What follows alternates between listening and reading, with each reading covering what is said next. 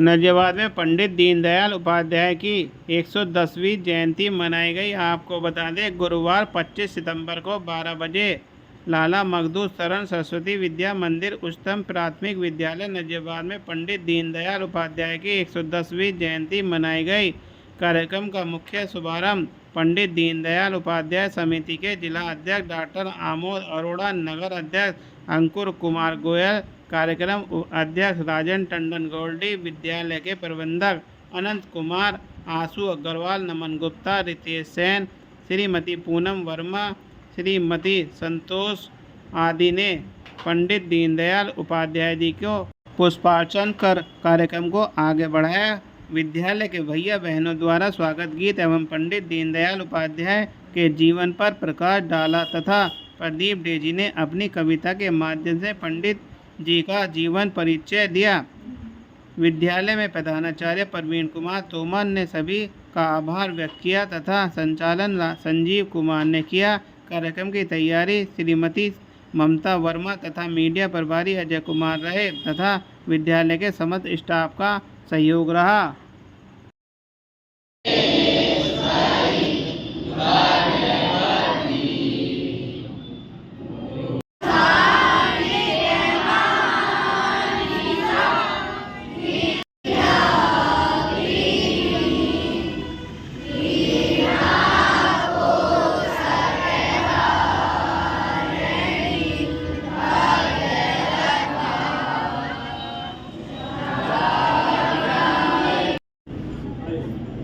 भैया में शांत रहे।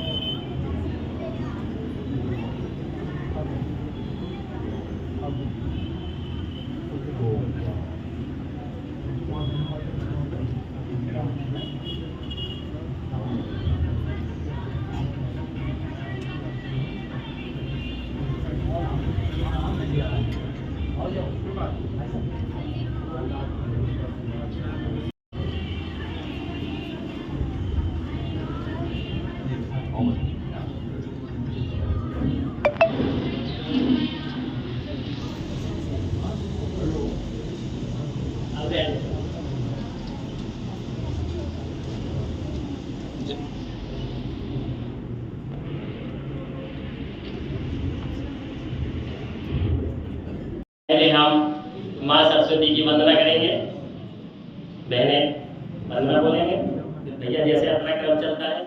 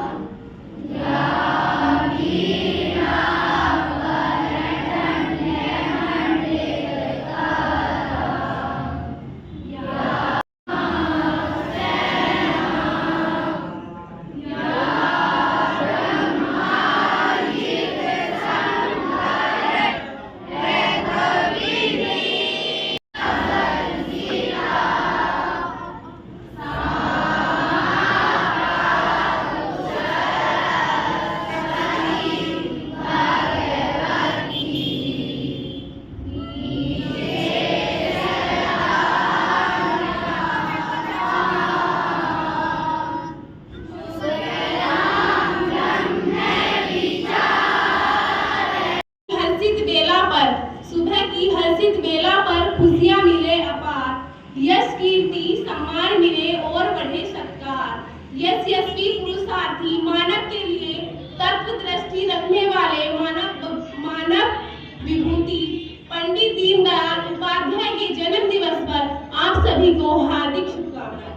पंडित दीनदयाल उपाध्याय जी का जन्म 25 सितंबर 1916 को उत्तर प्रदेश के मथुरा जिले के चंद्रभान नामक ग्राम में हुआ था। पंडित दीनदयाल उपाध्याय जी जो भारतीय जनसंघ के प्रथम महामंत्री थे, जिन्हें कानपुर के अधिवेशन में श्यामा प्रसाद मुखर्जी ने परम पूज्य माधवराव सदाशिव गोलवलकर जी जो गुरुजी थे, सत्संग चालक थे, उन्हीं की प्रेरणा से जनसंघ का महामंत्री मनोनीत किया गया था। इनकी विचारधारा, जैसे भी बहन किसी ने अपने इसके अंदर कहा कि भारतीय राष्ट्रवाद, एकात्म मानवतावाद और जनसंघ की विचारधारा को जो उसने अपने भाषण में कहा है, बड़ी बच्ची की बात यह है कि आज जनसंघ न हो के आज जो भारतीय जनता पार्टी है और एकात्म मानववाद या अंत्योदय कार्यक्रम जितने चल रहे हैं वो सारी देन पंडित दीनदयाल उपाध्याय जी का ही मार्गदर्शन था, जिसमें आज हमारा जो है प्रधानमंत्री मोदी कहते हैं सबका विकास, सबका विश्वास, सबका साथ, ये जो नारा दिया है, ये नारा भी एक तरह से जो है पंडित दीनदयाल उपाध्याय जी के द्वारा ही लिया गया था।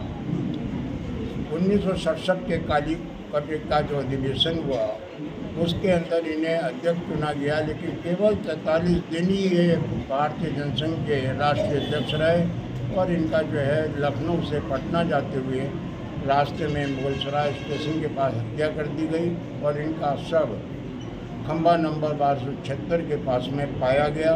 जब देखा गया पूरे राष्ट्र के अंदर शोक की लहर दौड़ गई और उस समय का अगर चित्र देखा जाए और अनुभव किया जाए, शायद इतना विशाल जन समूह जो अपने श्रद्धा सुमन अर्पित करने के लिए एकत्रित हुआ था और जनमानस के अश्रुधारा जिस तरह से प्रभावित हो रही थी, अगर वो सारे अश्रु एक जगह इकट्ठे कर लिया तो एक प्रकार की गंगा बह जाती। इस प्रकार का जनसैलाब उस समय जो है 11 फरवरी 1968 को देखने को मिला था। आज उनकी पुण्यतिथि है, जन्म तिथि पुण्यतिथि नहीं, जन्मोत्सव है, 110वां जन्मदिन है। आज हम इसी उद्देश्य से यहाँ बच्चों का जो ये भाषण प्रतियोगिता कर रहे हैं कि बच्चों को ये मालूम हो कि हमारे जो प्रेरणादायक रहे हैं, जो मार्गदर्शक रहे हैं, जिनके ऊपर ये सरकारी योजनाएं चल रही हैं, उसका जन्मदाता कौन था।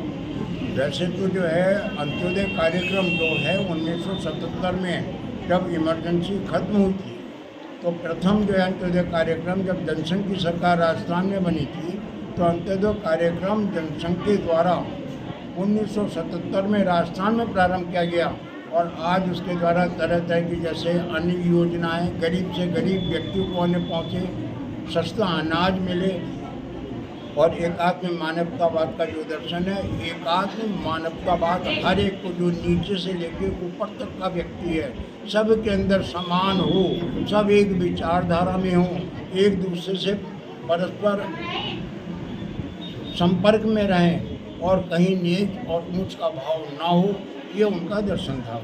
आज उसी को मनाने के लिए, आज उनको हम जो है नमन करने के लिए, उनका जन्मदिन मनाने के लिए विद्यालय प्रांगण में एकत्रित हुए हैं। यही आज का मेन उद्देश्य है।